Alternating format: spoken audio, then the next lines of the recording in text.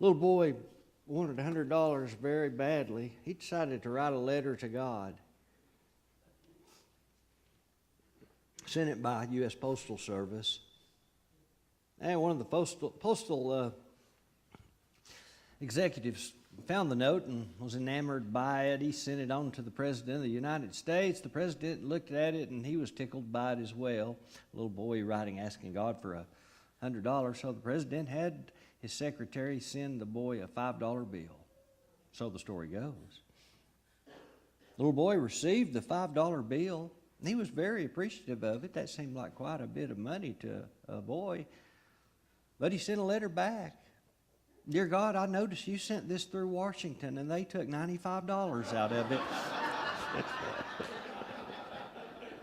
Do you listen as you pray? Do you listen as you pray? You ever had a one-sided conversation? Or have you ever talked with somebody that liked to have a one-sided conversation? Can't get a word in edgewise? Kathy's not here this morning, but did I ever tell you all? Did I ever tell you all about the preacher that gave the 4-hour sermon?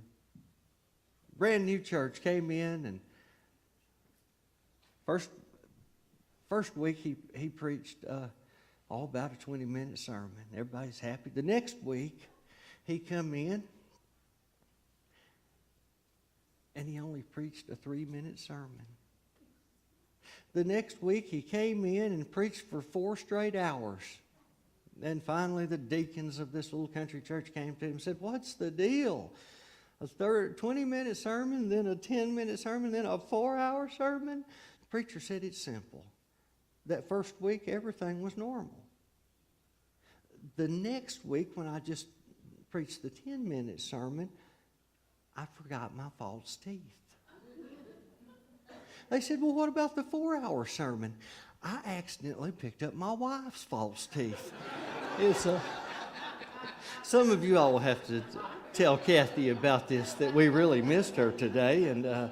But a one-way conversation with God is something we're not to have. We need to be able to listen to God. Back in the days of old, they had ice houses. Can any of you all remember seeing an ice house before? Few of you, huh? Well, they'd cut ice out of the rivers and lakes, and these things had no windows and no very tightly fit doors, thick walls, probably part of it underground. Was a big portion of it underground with the ones that you guys can recall? Some of them? Old story about them cutting ice in there, and a farmer lost his nice watch. He looked and looked through the sawdust and everything, couldn't find it. Had his employees go in there and look. Everybody searched and searched. Lunch break came, and a little boy went in there by himself. A few minutes later, he came back out with the watch. They said, "How in the world did you find that?" He said, "I just went in by myself, and I laid down in the sawdust and listened. And after a little while, I heard it ticking."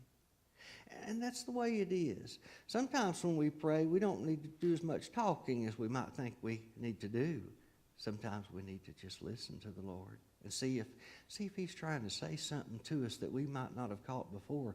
Because let me tell you, He can sure do it. He can turn our thoughts around.